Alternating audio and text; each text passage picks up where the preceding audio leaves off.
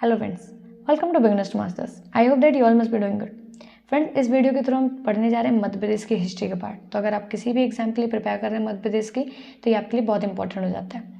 मध्य प्रदेश की हिस्ट्री में सबसे पहले हम पढ़ेंगे मध्य प्रदेश के मेजर इवेंट्स एंड डायनेस्टीज। उसके बाद पढ़ेंगे मध्य प्रदेश का रोल इन इंडिपेंडेंस। इस तरह से हम मध्य प्रदेश की हिस्ट्री पूरे टॉपिक बाई टॉपिक्स कवर करेंगे। तो फ्रेंड्स, अगर आप चैनल में नए हैं तो चैनल को सब्सक्राइब कर लीजिए और बेल आइकन को प्रेस कर दीजिए। तो चलिए हम चालू करते हैं मध्य प्रदेश की हिस्ट्री।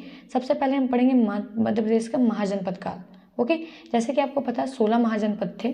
16 महाजनपद थे, उसमें से 2 थे एमपी में। एमपी में 2 कौन कौन से थे? अवंती और चेदी।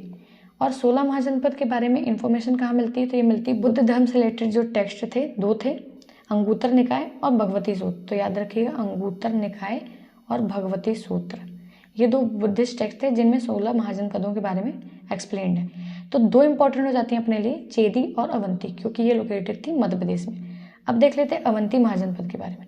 अवंती लोकेटेड थी central and western region of Malwa, जो मध्य प्रदेश था। मध्य प्रदेश का ये रफ मैप बना रही हूँ। यहाँ पास मालवा रीजन था। मालवा में आ जाता है इंदौर, धार, उज्जैन, नीमच, मंदसौर, ये सारा कुछ। तो इसका सेंट्रल और वेस्टर्न रीजन जो था वहाँ पास लोकेटेड थी अवंती महाजनपद। अवंती महाजनपद भी 2 पार्ट में डिवाइडेड थी, northern Avanti and southern Avanti.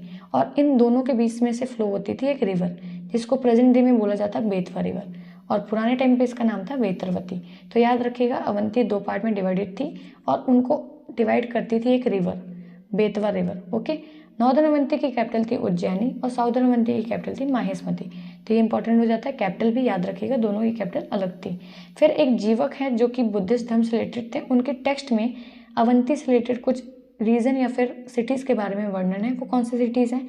Vidisha, Ujjain, गुनाड़, जो कि प्रेजेंट डे में दोराहा बोला जाता है, और महेशमती। तो ये 4 सिटीज़ के बारे में जीवक के टेक्स्ट में बताया गया है। और भी कुछ इंपॉर्टेंट सिटीज़ जो अवंती किंगडम से रिलेटेड हो जाती हैं, जो बुद्धिस्ट और जैन टेक्स्ट में मेंशन्ड है, वो जाती है कुराघर और सुदर्शन। सुदर्शन झील के बारे में भी आपने सुना होगा। और बुद्धिस्ट धर्म में या फिर बुद्धिस्ट टेक्स्ट में अवंती को बोला गया है अच्युतगामिनी। और अवंती जो महाजनपद था वो बुद्धिस्ट धर्म का सेंटर भी माना जाता है, इंपॉर्टेंट सेंटर। जो बहुत सारे इंपॉर्टेंट बुद्धिस्ट धर्म से रिलेटेड चीज़ें हैं वो अवंती महाजनपद से रिलेटेड थी या फिर उसमें हुई थी। ओके, तो अवंती महाजनपद बहुत इंपॉर्टेंट हो जाता है बुद्धिस्ट धर्म से, और बहुत सारे बुद्धिस्ट टेक्स्ट में अवंती से रिलेटेड बहुत सारी चीज़ें मेंशन्ड है। ओके, नेक्स्ट देख लेते हैं चेदी महाजनपद। तो चेदी महाजनपद कहाँ लोकेटेड था? ये लोकेटेड था सोन और नर्मदा वैली में।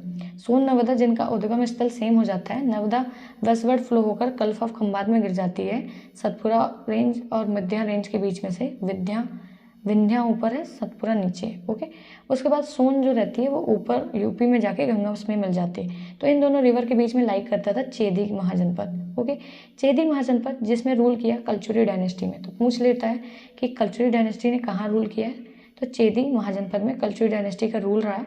और कलचुरी जो डायनेस्टी था वो एक्सटेंडेड था कलिंजर तक। कलिंजर जो कि नॉर्थ में था, बुंदेलखंड रीजन में, वहाँ तक कलचुरी डायनेस्टी का एक्सटेंड था। ओके, अब चेदी की कैपिटल क्या थी? तो ये इंपॉर्टेंट हो जाता है। चेदी की कैपिटल थी सुक्तिमती, या फिर जिसे सुक्ति सवैया भी बोला जाता है। ओके, तो चेदी की कैपिटल हो जाती है सुक्तिमती या फिर सुक्ति सवैया। चेदी का अल्टरनेटिव नेम भी था, जो कि जातक कथाएं जो बुद्धिस्ट धर्म से रिलेटेड है उसमें मेंशन्ड है। तो सुक्ति का अदर नेम क्या है? सोत्तिवती। तो सोत्तिवती भी आपसे पूछा जा सकता है। अब एक और फैक्ट निकल के आता है महाजनपद काल से, या फिर मौर्यन एम्पायर के काल से भी बोल सकते हैं, क्योंकि मध्य प्रदेश के मेजर पार्ट्स में मौर्यन एम्पायर का रूल था। इसका अपन को एविडेंस कहाँ से मिलता है? तो ये रुद्रदामन था। रुद्रदामन का जूनागढ़ इंस्क्रिप्शन जो कि सौराष्ट्र गुजरात में है। तो रुद्रदामन के जूनागढ़ इंस्क्रिप्शन में लिखा है, मेंशन है कुछ प्लेसेस के बारे में जो कि मध्य प्रदेश की हैं, और वो अंडर रूल में थी किसके? मौर्यन एम्पायर के। और वो मौर्यन एम्पायर उस टाइम पे चंद्रगुप्त के अंडर। रीजन कौन कौन से हो जाते हैं? मालवा, सौराष्ट्र और अवंती। ओके, तो सौराष्ट्र में उस टाइम पे पुरुगुप्त जो था, पुरुगुप्त का रूल था सौराष्ट्र में, जो कि प्रोविंशियल गवर्नर था चंद्रगुप्त का। और चंद्रगुप्त के अंडर में मालवा, सौराष्ट्र और अवंती रीजन थे। तो मालवा और अवंती ये मध्य प्रदेश के रीजन हो जाते हैं। ओके, तो ये मौर्यन एम्पायर का रूल बताता है कि मध्य प्रदेश में मौर्यन एम्पायर का रूल था। फ्रेंड्स, ये सारा कुछ हम पढ़ रहे हैं महेश बर्णवाल की बुक से, जिसमें बहुत अच्छे से एक्सप्लेन्ड है हर एक चीज़, टॉपिक बाई टॉपिक्स, डिटेल में भी ज़्यादा नहीं और कम भी ज़्यादा नहीं। एग्जाम पॉइंट ऑफ व्यू से जितना इंपॉर्टेंट है वो सारा कुछ एक्सप्लेन है। तो अपन इसी बुक से ये हिस्ट्री कवर कर रहे हैं। ओके, अब उसके बाद देख लेते हैं मौर्यन एम्पायर में ही कि जब बिंदुसार रूल कर रहा था, जो कि चंद्रगुप्त मौर्य का बेटा था, तो बिंदुसार के रूल के टाइम पे उसका बेटा अशोक वो गवर्नर था अवंती का। कितने साल के लिए? 11 साल के लिए। और उस टाइम पे उज्जैन उसकी कैपिटल होती थी। तो किस माइनर रॉक एडिक्ट्स में या फिर किस शिलालेख में ये लिखा है कि अशोक को बोला जाता था देवम प्रिय प्रियदर्शी? तो गुर्जरा माइनर रॉक एडिक्ट्स याद रखिएगा। उसके बाद बुद्धिस्ट टेक्स्ट महावंशा में बताया गया है कि अशोक मिले थे देवी या फिर कुमार देवी से। तो ये इंपॉर्टेंट हो जाता है, कौन से बुद्धिस्ट टेक्स्ट में इसके बारे में बताया गया कि अशोक मिले थे देवी या फिर कुमार देवी से? तो ये बुद्धिस्ट टेक्स्ट हो जाता है महावंशा। तो महावंशा में बताया गया है कि अशोक मिले थे देवी या फिर कुमार देवी, जो कि एक व्यापारी की बेटी थी, शक डायनेस्टी से बिलोंग करती थी, और ये रीजन लाई करता था विदिशा बेसनगर के पास। विदिशा को पहले बेसनगर बोला जाता था। अशोक ने बाद में कुमारा देवी से शादी की थी। तो ये भी रिलेटेड हो जाता है अपने अवंती मध्य प्रदेश से। ओके, उसके बाद सांची स्तूप मिला है, जो कि अशोका का बहुत एक सबसे पुराना स्तूप माना जाता है। तो सांची स्तूप भी अपने मध्य प्रदेश में है। तो इन स्तूपों से अशोका के बारे में इंफॉर्मेशन मिलती है कि उसने बुद्धिस्ट संघ बनाया, ऑर्डर बनाया, या फिर मौर्यन एम्पायर कहाँ तक था। तो सारे कुछ अपन को इन्फॉर्मेशन इस सांची स्तूप से भी मिलती है। और भी मॉडर्न पीरियड के टाइम के कुछ इंपॉर्टेंट मॉन्यूमेंट्स हैं जो अपन देख लेते हैं। सबसे पहले हो जाता है सांची स्तूप। ये बहुत इंपॉर्टेंट है। ये 3rd सेंचुरी BC में कंस्ट्रक्ट हुआ था, और ये जले हुए पत्थर या फिर बर्न ब्रिक से बना है, जिसे डिस्कवर किया था जनरल टेलर ने 1818 में। तो ये इंपॉर्टेंट हो जाता है। सांची स्तूप किसने डिस्कवर किया था? तो जनरल टेलर ने 1818 में डिस्कवर किया था। और ये थोड़ा सा करेक्ट कर लीजिएगा, ये मौर्यन एम्पायर, मौर्य एम्परर अशोका से रिलेटेड है। उसके बाद तुमैन स्तूप, ये मिला है गुना डिस्ट्रिक्ट में, जो कि मध्य प्रदेश में है, और ये ट्रेड रूट था जो कि कनेक्ट करता था विदिशा और मथुरा को। ओके, उसके बाद उज्जैन का बुद्धिस्ट स्तूप मिला है, जो कि एम्परर अशोक ने बनवाया था अपनी वाइफ कुमार देवी, जो कि विदिशा की एक व्यापारी की बेटी थी, जिनसे अशोका ने शादी की थी। उनके लिए उज्जैन में एक स्तूप बनाया था अशोका ने, जो लोकेटेड है वैश्य टेकरी या फिर कानीपुरा। ये जगह का नाम है जहाँ पास ये स्तूप लोकेटेड है। तो ये डेडिकेटेड है कुमार देवी को, जो कि वाइफ थी अशोका की, और ये उज्जैन बुद्धिस्ट स्तूप भी बोला जाता है, और ये लोकेटेड है वैश्य टेकरी कानीपुरा में। ओके, उसके बाद कासरवाड़ा स्तूप, जहाँ पास 11 स्तूप मिले हैं, ये कासरवाड़ा खरगोन डिस्ट्रिक्ट में। ओके, तो खरगोन डिस्ट्रिक्ट में कासरवाड़ा में है 11 स्तूप यहाँ पास। उसके बाद पानगुरैया कहाँ मिला है? तो ये मिला है सीहोर डिस्ट्रिक्ट में। ओके, और इस स्तूप में प्रदक्षिणा पथ भी बना हुआ है, मतलब कि उसके चारों तरफ चलने के लिए जो बनाते हैं प्रदक्षिणा पथ बोलते हैं उसको। तो ये पानगुरैया स्तूप में मिला है, और ये कहाँ है? तो ये सीहोर डिस्ट्रिक्ट में। ओके, उसके बाद आ जाता है शुंग डायनेस्टी। शुंग डायनेस्टी के भी प्रमाण अपने मध्य प्रदेश में मिले हैं। शुंग डायनेस्टी जिसको स्टैब्लिश किया था पुष्पमित्र शुंग ने, इसका अपन को प्रमाण ये मिलता है मध्य प्रदेश में रूल करने का, जो कि कालिदास का टेक्स्ट है मालविका अग्निमित्रम। उसमें पुष्पमित्र शुंग के बेटे अग्निमित्र के बारे में बताया गया है, जिसका रूल था विदिशा, जो कि रीजन है मध्य प्रदेश का। वो यहाँ का एम्बेसडर था at the time of Pushpamitra Shunga. Pushpamitra Shunga के रूल के टाइम पे अग्निमित्र, जो कि उसका बेटा था, वो विदिशा में रूल कर रहा था। ओके, उसके बाद नेक्स्ट जो अपन को शुंग डायनेस्टी से रिलेटेड चीज़ें मध्य प्रदेश में मिली हैं, वो हो जाता है, आपको अगर पता होगा, गरुड़ पिलर, जिसे खम्भ बाबा भी बोला जाता है, जो कि डेडिकेटेड है लॉर्ड विष्णु को। तो ये खम्भ बाबा जो कि गरुड़ पिलर है, ये बनाया था हेलियोडोरस ने। हेलियोडोरस जो कि विजिट किया था उज्जैन या फिर Vidisha at the time of Bhagabhadra. जो भागभद्र शुंग डायनेस्टी का रूलर था, उसके टाइम पे हेलियोडोरस आया था, जो कि एम्बेसडर था ग्रीक किंग एंटियालसिडस का।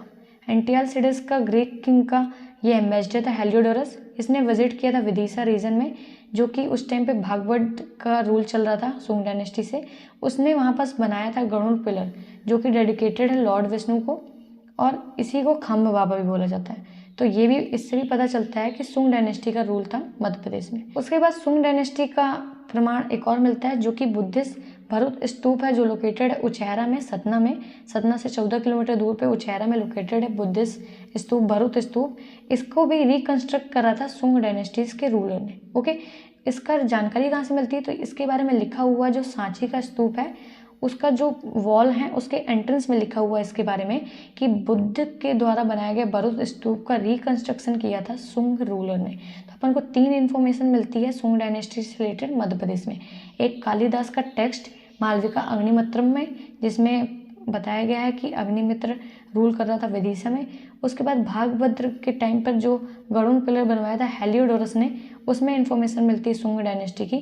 तीसरा हो जाता है भरुत स्तूप के बारे में, जो कि उन्होंने रिकंस्ट्रक्ट करवाया था, इसकी इन्फॉर्मेशन लिखी हुई है सांची स्तूप के एंट्रेंस वॉल में, इसके बारे में बताया गया। तो 3 चीज़ों से पता चलता है कि सुंग डायनेस्टी का भी रूल था मध्य प्रदेश में। ओके, तो फ्रेंड्स ये था सारा सुंग डायनेस्टी के बारे में।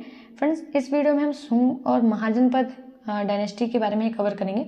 नेक्स्ट वीडियो में इसके आगे हम सातवाहन, इंडो ग्रीक, शाक सारी डायनेस्टी कवर करेंगे। अभी हम इस रिलेटेड क्वेश्चन देख लेते हैं। ओके, इंपॉर्टेंट क्वेश्चन जो महाजनपद पीरियड से हो जाते हैं कि महाजनपद पीरियड टाइम पे 6th सेंचुरी BC में कौन अवंती का राजा था? तो ये हो जाता है प्रद्योत, चंद प्रद्योत यहाँ का राजा था अवंती का ड्यूरिंग 6th सेंचुरी BC।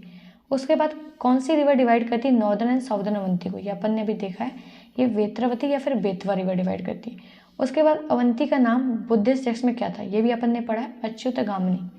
उसके बाद जो चेदी किंगडम था ये कौन से 2 रिवर के बीच में लोकेटेड था? ये भी अपन ने पढ़ा, सोन एंड नर्मदा रिवर में। उसके बाद चेदी में कौन सी डायनेस्टी का रूल रहा है? तो ये अपन ने पढ़ा है, कलचुरी डायनेस्टी का रूल रहा है, जो कि कलिंजर तक एक्सटेंड करती थी। और चेदी महाजनपद की कैपिटल थी सुक्तिमती, जिसे जातक कथाओं में बोला गया है सोत्तिवती। ओके, मॉडर्न डायनेस्टी के क्वेश्चन हो जाते हैं। Who was the governor of Avanti during rule of Bindusara? तो ये अपन ने देखा, बिंदुसार का बेटा अशोका, जो कि 11 साल तक गवर्नर था अवंती का, और उस टाइम पे यहाँ की कैपिटल थी उज्जैनी। ओके, उसके बाद who was the last ruler of modern dynasty? तो बृहदत्त, जिसे मारा था पुष्यमित्र शुंग ने। ओके, नेक्स्ट आ जाता है when and where Chandragupta Maurya died? तो चंद्रगुप्त मौर्य की मृत्यु कहाँ हुई थी और कब हुई थी? तो ये हुई थी श्रवण बेलगोला में 298 BC में। ओके, चंद्रगुप्त के किस गवर्नर ने कंस्ट्रक्ट किया था सुदर्शन लेक?